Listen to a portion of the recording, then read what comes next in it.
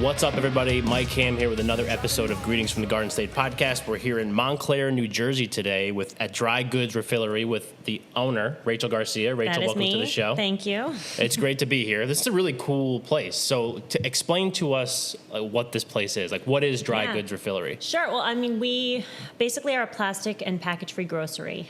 We started off as a little bit of a smaller operation to kind of get our feet wet in Maplewood, actually, and then made the leap to be a full-fledged grocer just, a few months back at this point. And we are now officially the first dedicated plastic-free grocery in the state of New Jersey. Wow. So there's a lot to get to there, but what made you decide to open a place like this? It's a combination of a lot of things. I grew up, first of all, born and raised in New Jersey, and just kind of always was looking for, some kind of business to start, to be frank. That was really the only goal. I had a really entrepreneurial spirit. And once I had my kids, I think I just got really sucked into the convenience culture of parenthood. Yeah. Everything is prepackaged. Everything is based on the go. And it just felt like our trash was just getting larger by the minute, And I think it was that with a combination of kind of some travels. I'd been overseas. I'd been to, Japan or markets in Argentina where I actually lived for about a year before the kids. and just saw people shopping differently than what we do. Yeah. And it was really just a matter of realizing that there was an alternative, that the bubble of convenience was just the way it was here. And globally, there was a movement to shop more kind of, sustainably. And I thought, well, that's really cool. I really understand that. And I can really understand why that's a benefit to myself and to community. And of course, I wanted a better future for my kids, honestly, if nothing else. Yeah. And just kind of also so it was a combination of that entrepreneurial spirit, obviously this finding that there was this need or this desire for myself that I had to imagine other people wanted.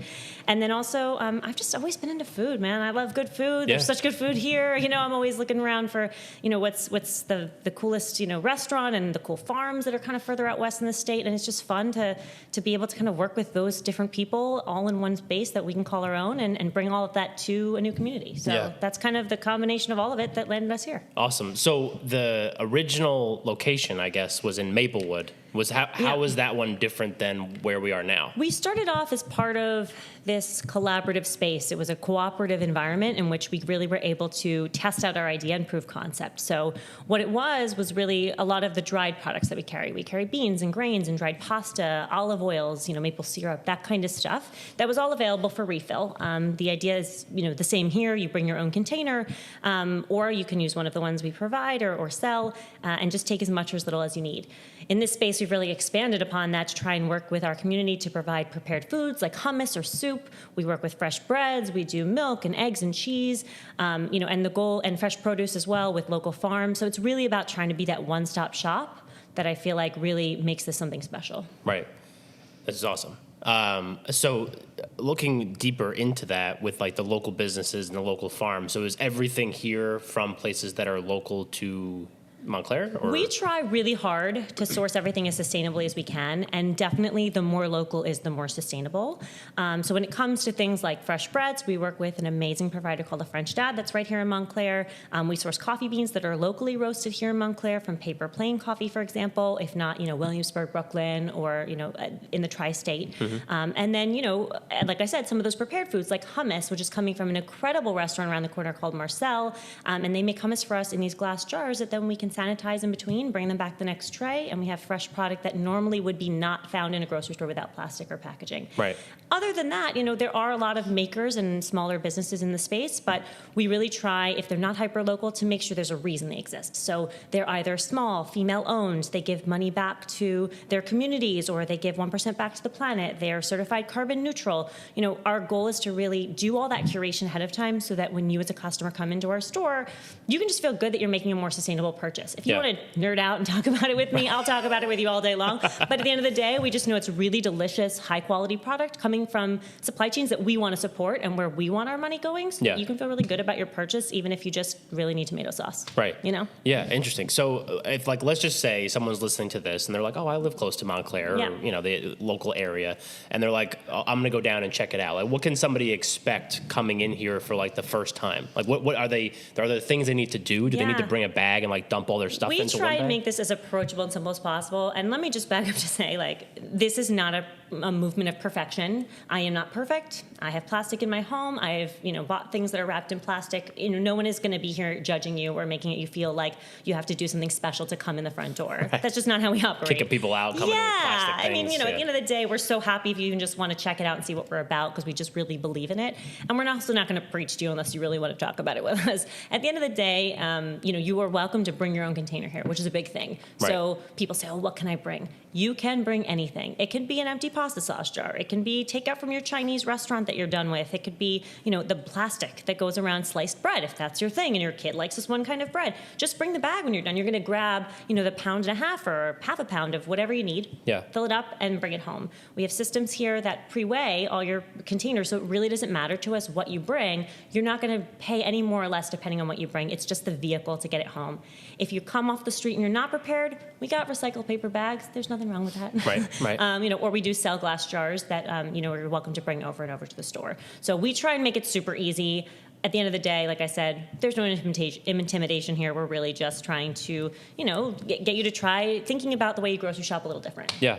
Yeah. And then when you made the move from like that co-op type space in Maplewood to this space in Montclair, was there a reason why you picked Montclair? Was there like different places that you were maybe considering, and then Montclair was the place you were like, yeah, Montclair is the spot? I mean, a couple reasons. I think one, first and foremost, that's what the customers were telling us. We had a lot of business that was coming from Montclair. It's not the closest drive, 30 minutes, and it felt like there was obviously a need for it. And also, I just think that Montclair is this kind of amazing community that really values small local business. And we try and use our store not just for the sustainability piece, and obviously this whole plastic-free idea is the key and the heart of what we do, but to really be that advocate and support for other small community businesses. So when we have a unique idea that's not, in every single town across the state, people come from far. We get people that come from South Jersey or come from, various parts of, of the state, Jersey City, Hoboken, whatever, to drive to try this experience. So now we can introduce them to these awesome local businesses. And I feel like that network and that kind of support system is so special here. I mean, I'm not saying it's totally unique. It's just really special. And I just knew that was something that would really help this become more of a movement because it is a unique concept. And I think there are hurdles for people. So having more people on our side, more advocates, more members of the community and businesses who are interested in this kind of thing definitely helps get the movement off the ground. Right. And then speaking of the movement, being like the pioneer of this type of thing, I think, are there more now? Are there other? There are definitely places that you can buy bulk product. I mean, frankly, let's be honest. You can do it at Whole Foods. Sure. They don't make it very easy to bring your own container and that piece of it. But the idea of taking as much or as little as you want is there at least. But, we obviously strive to do a lot more than that from a lot of variety of stuff because we have less limitations than a grocery store. And so there are other places in the state to do this kind of thing. I love to recommend this one website to people because it's really great for anywhere across the country. It's called Litterless, Litterless. And they do a really great job at showing where you can buy things in bulk within your state, separated by community or town.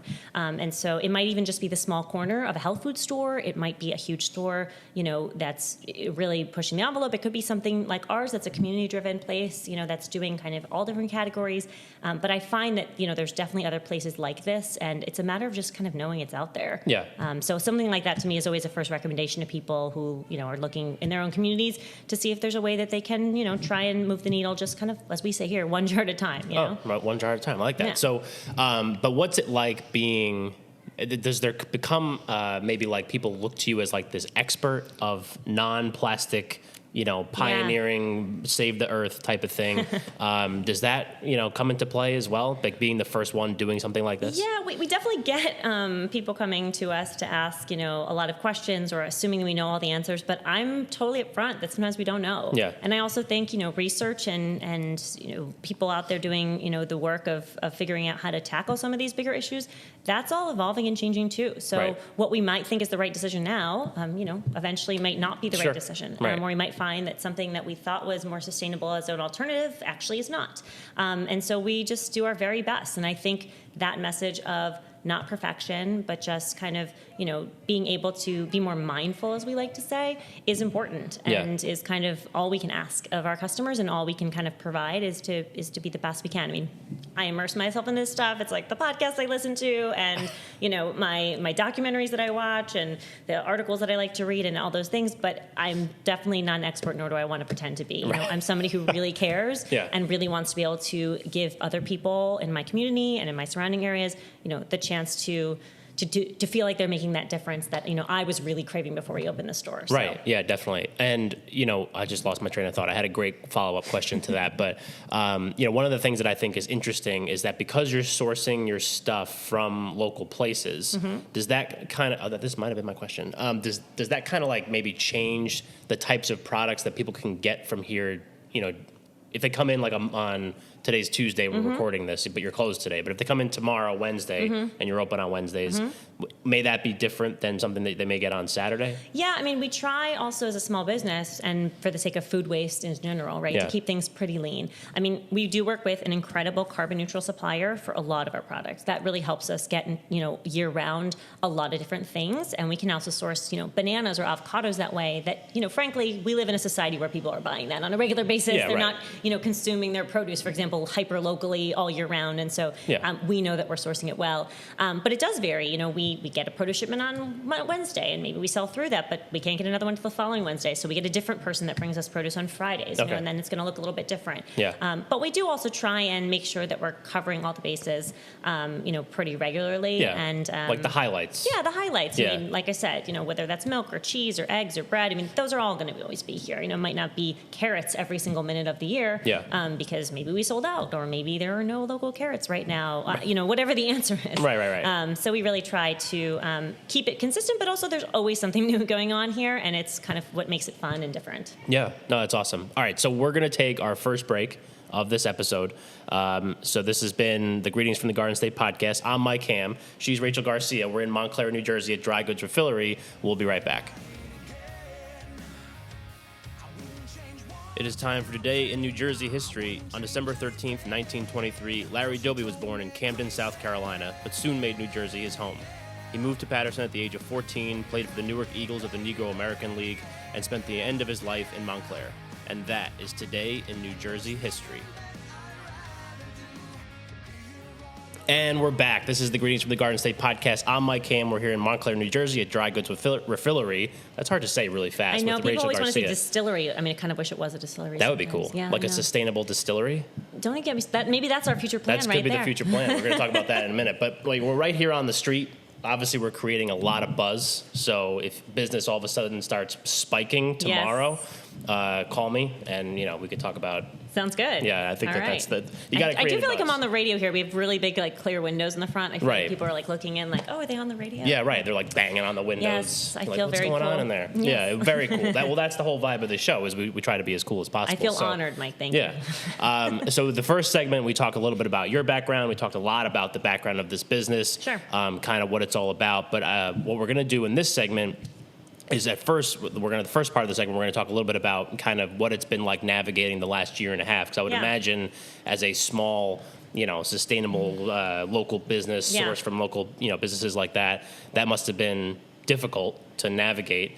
I would imagine, as it was difficult for everybody 100%, in a lot of different ways. But talk to me just a little bit about that. We don't have to get too doomy and gloomy. I mean, but, there's no doom and gloom. To be honest with you, I hate to admit this when there's other businesses that I know are still, coming out of what was a very difficult time for small business. Yeah. But I do feel like it really almost helped our business a bit. We did open up just 6 weeks before lockdown, so kind of not what we expected in any sense of the word. But, we really opened, I think, some people's eyes, including our own to how unique our supply chain really is. We sourced, flour and yeast during that big baking craze that happened in the beginning of things. That has since died down, and I understand why. I'm happy to just buy my bread at this point. I have no time for that. Yeah. But that idea of we had that stuff really gave people buzz about us in the community, like, oh yeah, you can get that at Dry Goods Refillery. What's that? Oh, this is a new store that opened. So I think that actually helped us a bit, but it shifted us quickly. I mean, I just remember a little kind of 2-3 day hiatus where we shut down, and my husband and I really whipped up a website real quick and just online business, here we go, like totally not what we expected. Which was a night spent away that was obviously it could have been spent way different in different times, and it was whatever. So, we switched to an online model. We did a lot of curbside pickup. But again, I do feel like being in food, we were lucky in the sense that food is a necessity. So we were able to stay open in some capacity or another.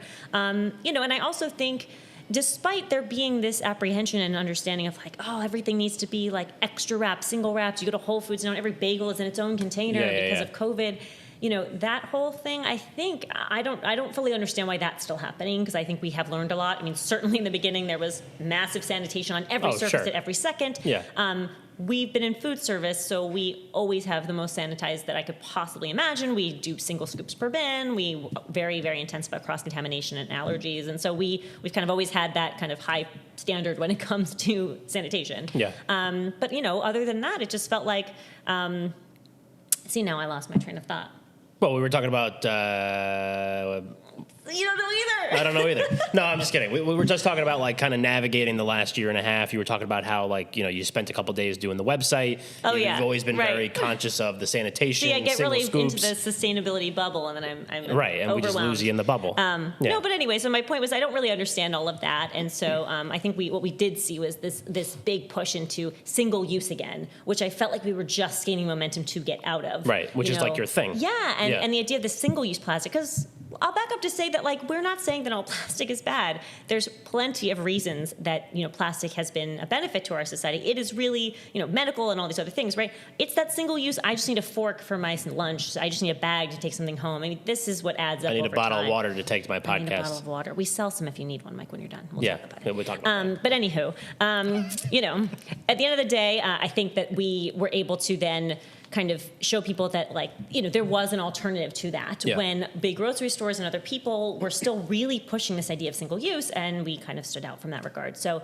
that was kind of how we got here. Certainly, we're back to, we do at the moment, and this obviously can change depending on all things. We, do ask customers to wear masks in our store. And other than that, we're operating as normal as we envisioned it, with their own containers, and we feel like that's your container. If you washed it, you should. Yeah. But that we're comfortable. Right. And so other than that, we're just trying to move forward with the idea and progress every day and try to do our best to kind of tell people that there's an alternative out there. Yeah. So one of the other questions I have, which just came to me as we were talking about that and talking about how like in the first segment we talked a little bit about what someone can expect when they come in here. Yeah. So you have like the bins with the scoops and all this other stuff in here. Are there if you see somebody come in, do you have to make sure that they know kind of what the protocol is? Yeah, I mean, don't dump your hands into the bin. Oh, I hope that's not a. Well, I wouldn't. thing Yeah, right. do. But that's probably the most sustainable way to do it, right? Your hands always there. You're right. There's no dishwashing involved that way. You're right. Maybe not the cleanliness, but the for sure sustainability. Not. Sure. I mean, I really feel, just from my own personal experience and my background, I come from retail and customer service.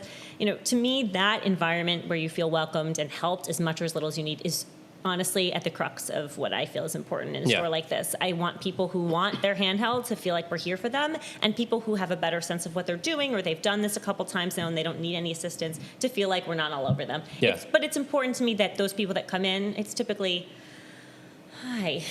Yeah, it's right. my first time. Yeah, that's like what I was like when I walked in here. Right. Yes, yeah. I think that the first timers, it's not obvious. I don't want to call them out, but it's definitely clear that they might want some guidance. So we'll kind of see if they need it, and then we walk them through the process. We have an electronic system. We use these RFID tags, which is really fun to pre-weigh your containers. So we show them how that's done. It's very simple, and then we just kind of give them the quick rule, like, hey, 1 scoop per item, per bin per item, and let us know if you have questions or if you need help walking through the shop. shop or whatever.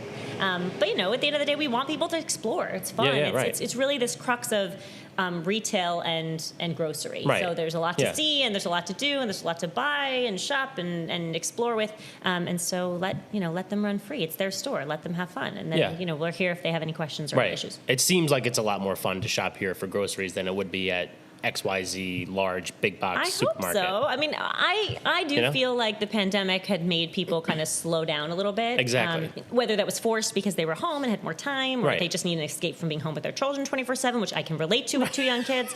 And the idea that they could come somewhere and almost enjoy grocery shopping is really unique. I think, groceries typically is a chore, right? And we look at this as something more like an experience. It's something that you're doing, to have, a minute to yourself, actually, that's not forced into running an errand. It's, chatting with us or chatting with, we know a lot of our customers by name because they're regulars, and we're saying, oh, hey, how are you?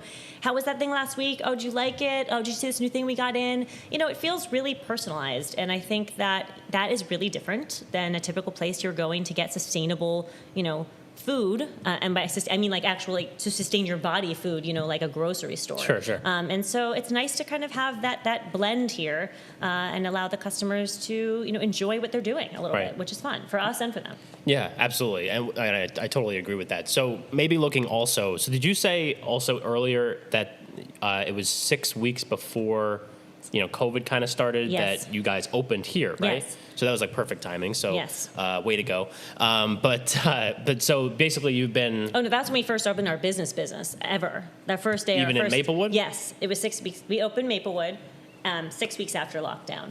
6 weeks before lockdown. And then this was open when? September 2nd. Of 2020. No, of this year. Oh, of this year? Yes. Oh my God, this has been here like for not that long. Why did I think I totally misread like That's that all whole right. timeline? No, this location is super new. We're excited. Great host right here. I mean, I definitely did You've done your research. Definitely did my research. Okay, so then you've been open here for just a couple months. A couple months. Wow, crazy. But all right, so that just blew my mind myself. But so obviously this is a relatively new place. Yes.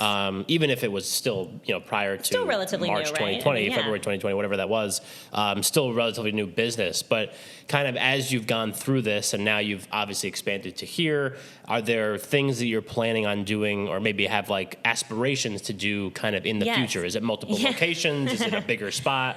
World domination, right? World domination, obviously, right? No plastic in the entire world. Of course, yeah. I mean, look, as an entrepreneur, I always have new ideas. We are working right now on a delivery model. Cool. We feel like that's really important to us.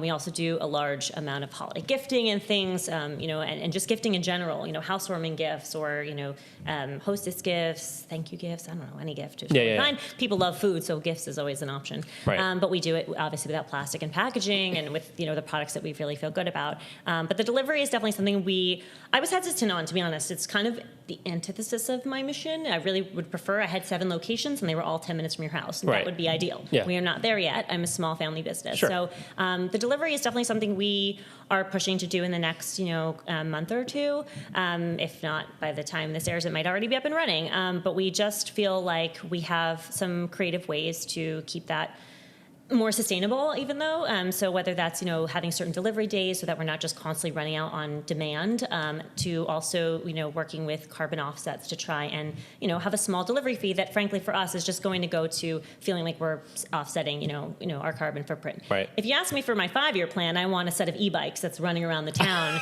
delivering our product.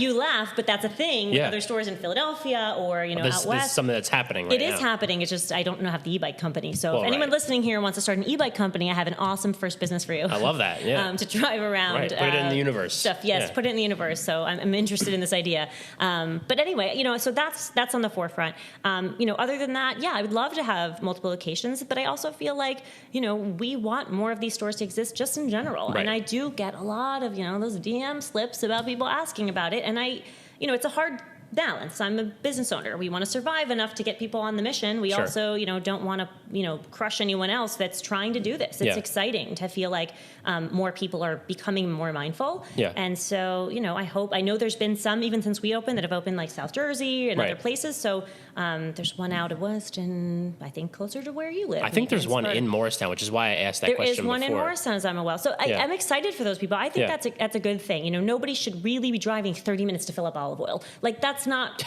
the balance there isn't really right. You know, and so I think it's more about trying to educate and also just let people know there are alternatives to kind of change that mindset, so that the people that live close to you are the ones that are your store. And so that's really what we're trying to do here.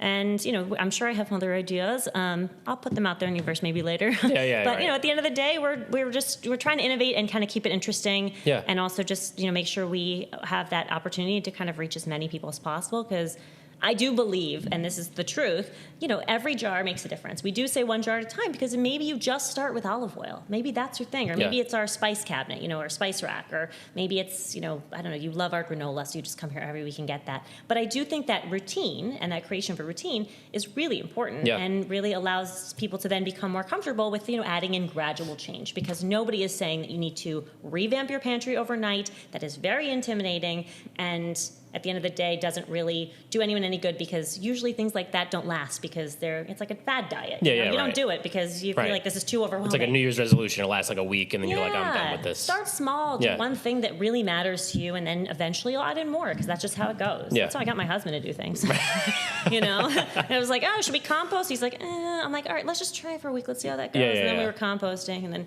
I was like, I think I'm going to take away our paper towels. And he was like, what? And I was like, just give me a minute. Let's just see. But every month it was like one new thing. And now here we are, not perfect, but certainly doing our part, I feel like, better than we were, let's say, a couple years ago. Definitely. And that was actually great, because I was literally about to ask you, like, if people are listening to this and they're like, well, I don't live close to Dry Goods Refillery or Montclair or one of these other places. I have gone on Literalist, and it's too far for me to drive to any of these places. What would have been some maybe advice that you would give them? And you literally just gave them the perfect advice. Just take it slow. Take it slow. I mean, I think we started with my kids' water bottles. Like, literally every day we leave this house, everybody gets their water bottle. Just staring at that Poland Spring over there, just it's giving me anxiety, but it's all good. No free ads for Poland Spring. Yes, no free. Definitely not. So anyway, yes, I think that's a good one. What I can say to people, especially in the food realm, like if you don't live near a place like ours, I still, might need to pick up things obviously at a regular grocery store sometimes, but I think just remember that every dollar you spend is a vote, as they say, for the world that you want, right? So if you go into a standard grocery store, whatever that may be, and there are carrots in a bag, or loose ones, or some other produce, or whatever, pick the things that you can that support the kind of things that you want. Because I assure you, from the history I have as a retailer, they're making decisions based off money. That's the only thing they're doing. And so if, that plastic, new plastic tomato sauce doesn't move, but the glass one keeps selling, they're going to keep buying the glass one. And that's it. And so I think, you can make a difference even without any fancy things around you, just by thinking about where you put your money and the kind of businesses that you support. And that's it. So fantastic. All right. So we're going to take our second break, our last break of this episode. This is the Greetings from the Garden State podcast. I'm Mike Ham. We're here at Dry Goods Refillery in Montclair, New Jersey with Rachel Garcia. We'll be right back. It is time for your New Jersey fun fact of the day. Did you know New Jersey's state bug is the honeybee? And that is your New Jersey fun fact of the day. All right, we're back with our last segment of the Greetings from the Garden State podcast today. We're here at Dry Goods Refillery, Montclair, New Jersey, with Rachel Garcia. I'm Mike Ham. So in the first segment, we talked a little bit about the background of the business, what people can expect coming in here, some of the rules and regulations of how they're supposed to handle themselves when they're in here. And then the second segment, we talked a little bit about how it's been navigating the last year and a half, because obviously that's been the lifespan of the business, especially. And then kind of the future, maybe some future plans. And then also maybe some tips for people, kind of expanding on their sustainability. We got lots of tips. We got a lot. Keep going on the tips. We could definitely do, right. But what I do want to do is, the way we kind of run the show is, the last segment we always try to tie it back into the community, because this is a podcast that celebrates stuff in our community. That's amazing. No, I agree 100%. That sounds great. We have a great community here in Montclair. Exactly. So I would be happy to talk about it. Right. So let's talk about it. So in the beginning part, we talked about how you work with a lot of local businesses, and you have the hummus here, you have the coffee here, you have all these other things. And I found out in the last segment that you've only been here since September 2nd, you said? Yes. Right? So only at the time of this recording for maybe like 2 months, almost a month and a half. Yeah, less. month and a half, yeah. But this is going to post in December, so, a couple months by then. But what was it like kind of coming into this space, reaching out to those local businesses and getting the support that you did get from them? It is so incredible here in Montclair. I really cannot say enough, and I mean that from the bottom of my heart, this community. Whether it is just, we came to this community and announced our launch into Montclair, in this first plastic-free grocery in New Jersey, blah, blah, blah. I shouldn't blah, blah, blah. It's very exciting. Right. But you know what I'm saying, right? But we announced this idea, and part of that was we actually launched an Indiegogo campaign because we wanted to get the community excited. We wanted the community to be involved. We wanted them to be a part of creating this vision that we had, and also, getting them excited about it. And, obviously the community individually was really excited. We reached our $20,000 goal, which was incredible. Yeah. But, there were partners like La French Dad and Paper Plane Coffee who signed on without really knowing much about us. They knew of us in Maplewood maybe, but it wasn't like we were friends. They didn't know much about it. They just said, wow, this is a cool concept, or wow, we love small business. I don't know their whole reasons. You'll have to ask them. Right. But at the end of the day, they've been amazing partners since day one. No, proof of friendship needed. They've just been really amazing to work with, and they continue to be in our store. And so that was, something special, I thought, for sure. And then as we've grown, it's fallen into place. One person leads to another person. We have neighbors here on our block who are just happy to help, whether it's, helping us find an electrician, which we needed for, refrigeration, kind of thing. And I got a great guy, to, hey, do you want to pool our resources for blah, blah, blah. There's a great business association up here that, really, Upper Montclair Business Association, UMBA, who is just, really cool with sidewalk sales and really about trying to get, small and large businesses and mainstay businesses and new businesses like ours, really integrated into the community, which is really cool. Yeah. And so, whether it's vendors that we particularly work with we just love spreading the love about because we've genuinely, one, they're super delicious, which is really important to me. Right. And to, the idea of, we want you to trust us. We put the effort into making it really good. But also that, they're hyper local and they're also, really big drivers of the community. So I cannot say enough good things about Montclair. It just feels like such a home here already, even though we've only been here, like you said, in 6 weeks. Right. The community is so welcoming that it feels like we've been here a lot longer, to be honest. Yeah. So, yeah. Which is awesome. And I think that just kind of goes back to a lot of the things that we've talked about on this show is just kind of like how, these businesses, we were joking before we even sat down, I'm just here to make money. And I'm sure that there's businesses that exist out there, but we've been lucky enough. Well, we need to make money. Let's be clear. Exactly. If we don't make money, I'm not, a lottery winner in surprise here. We need to make money. The objective of any business is to make money. But I think that we've said this a million times on this show so far, is that it's one of those things I think where the more good that you put out into the world, generally you're going to attract those types of people back to you. Yes. You know what I mean? And so you come with this concept and you have this, idea and you reach out to these local businesses, but the good that you're putting out into the world, you got that good back, in spades from other people as well. I have felt it 100%. Yes. Yeah. I hope that they feel it from us. I'm assuming they do, but I would hope that they do, because really that is equally as important to me. I just feel like, being a good human is an important thing in this world and sometimes lost in the world of business. And I just don't feel like, it has to be one or the other. I think you can, run a really, hopefully very successful business, but just, doing something that you love and also, being that advocate in your community or being a part of the community in a way that, I think, gives you a lot of fulfillment in a totally different, vertical of your life. Right. And that I, don't think is necessarily fulfilled just by crunching numbers. I like both, but it's nice to feel good about what you're doing and feel like it's meaningful. Right. And then when we get into kind of looking beyond those local businesses and looking into the community as a whole around here, I know you've only been in this location for, just a few weeks at the time of this recording, but what are some ways maybe that you guys are getting yourselves involved in the community, maybe around here, or maybe even expanding it a little bit further, to kind of help at least get the message out about what you're trying to do?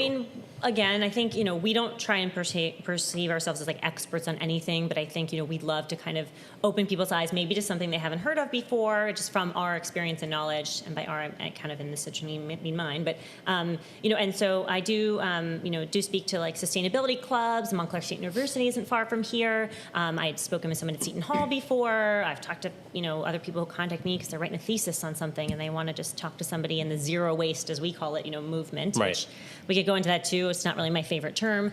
It seems very intimidating and unachievable.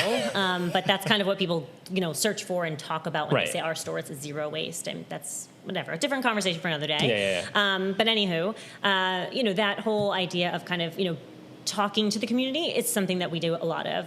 And then actionably, I would really like to be more involved. We have an amazing, Montclair Climate Action here in town is doing, a march coming up. Probably will have done by the time, this airs, but we'd like to be involved with that as much as possible. And then also, little things. We feel like, being and living sustainably is not just about what we do, it's about other things. We have, trash pickups and things that we want to be a part of, where we incentivize our customers to, reuse some of the containers that we get that are, inevitable just as part of, any supply chain. And so let's reuse those over and over to pick up trash in our communities. And maybe we incentivize those people by, allowing them to come back, with a photo of them with the bucket full and say, okay, we'll give you, a couple bucks off your order or something, just to kind of get people excited about being a part of the bigger community at large. Because it is important. And, that's why I came back to New Jersey after, some time away. It's because it's really, not impossible, but it's really lovely here. And the communities here really do make it something special. And Montclair is absolutely no exception. Right, 100%. So also, you mentioned kind of like customers, and I think in the second segment, we talked a little bit about regular customers. So like sometimes a lot of times we like to look back the other way. So obviously like the business itself can put itself out there in the community, but again, putting the good out, you're attracting people that you vibe with. The regular customers, the community as a whole here, looking the other way. What's that relationship been like? Has that been, it's obviously been pretty positive. I hope so. I mean, we always joke with people, we're like, if you buy nothing, just tell 2 or 3 people about us, please. That's the best thing you can actually do than buy a thing of cheese that we have, which by the way is delicious, and it comes from Van Hook, and I have to say that because they're an incredible partner as well, and I haven't talked about them. Anyway, they're down in Grove Street. Was that the one that you said that you had? Yes, they're amazing. They cut cheese fresh for us, Parmesan and things we can't normally get without plastic. Whatever. Anyway, so shout out to them. But either way, those customers have really been. They'll say, "Oh, we hope you do well here." I'm like, "You are the responsible party here. Like, you need to go talk to people and tell them that we even exist." I mean, I joke because we obviously have a responsibility to do our part too. But I think that's really been helpful.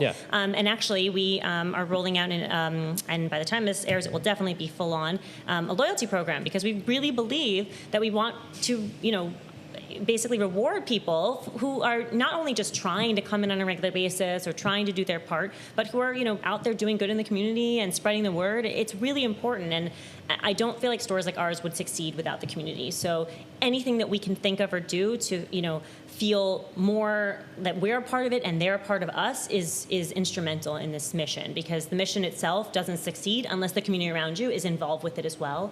And that goes, like we said, from all these different parts, whether it's us to them to us, business to business. It's really about trying to work together.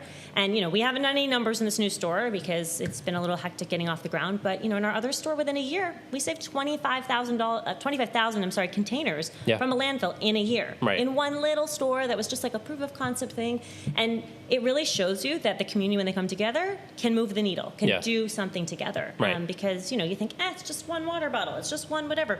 But if you save all of those things, because that person refills their olive oil, or the next person, refills their 3 things, those 2 and 3 and 5 and 10 things all add up. And then you're talking about 25,000 containers that didn't go to the garbage because they were reused instead, or refilled in our case. So, I think that community, is a total partnership, and it's really important that we're all kind of, fused together, helping each other out, because that's why we're doing this. 100%. So if people are listening to this and being and saying to themselves, boy, I want to be a part of this Dry Goods Refillery community. Please do. Come join us. We have a really good time here. Right, exactly. So what are ways that they can do so? I mean, let's give them the website. They can go learn more there, right? So our website is very simple. It's Dry Goods Refillery. That's REFILLERY, not distillery. DryGoodsRefillery.com. But I think we got that's a good business concept. We should talk more about that. I know, we should definitely talk about that. There's something there. And also, if you can find out how to change the law to get refillable beer going on in here or something. I have no idea. Other different conversation. So drygoodsrefillery.com is our website. There's lots of information there, where to find us. Our online shop will be up and running, our loyalty program information, all of those things. And then also, we got a pretty decent Instagram following going on. We feel really good about kind of engaging with our customers that way. It's also on Facebook, but just same thing, handle as Dry Goods Refillery. So that's how we connected. Was yes, Instagram. It is how we connected. But it's I don't know, sad reality of the day, isn't it? It's like the easiest way to get in touch, but it helps. And then we are able to kind of show people what we have in store. They can follow along. They can see when our bread delivery arrives or when our cocktails arrive. You know, we have cocktail kits that come like once a week. And, okay, the drop came, you know, and it does incentivize people to come in and know what's going on in the store without, you know, picking up the phone.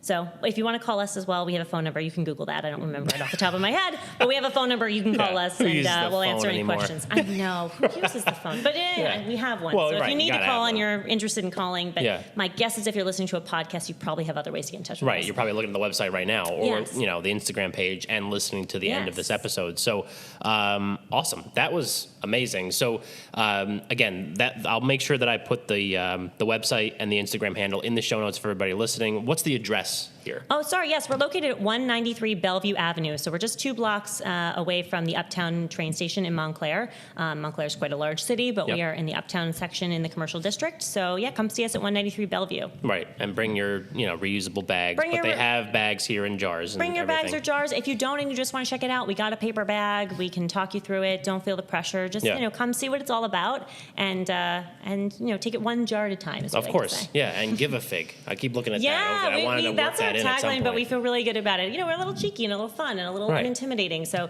we're plastic-free grocers who give a fig. Yeah, and we do. Right, awesome. So Rachel, this was an amazing episode. I thank you for having me here and coming on the show and all that. This was your first podcast episode that you told me about. It's my first podcast. Yeah. I don't want to say the term, but yes, you've introduced me to the world of podcasting, and I'm forever grateful. Thank you so much. Right. No, it was fantastic. I mean, I think you crushed your first podcast episode. Thanks. Of course. I'm blushing for anybody that can't see. Right. Yeah. If you're listening, you can't see, but if you're on YouTube, you can see. So fair enough. Awesome. I'm blushing. Yeah. Right. Exactly. Me too. But it's just because I'm wearing a hoodie in here. But awesome. So again, thank you. Thank you. And everybody that's listening, thank you for listening. We'll make sure that we put the website, Instagram handle, like I already said, in there. The Greetings from the Garden State stuff will be in there as well.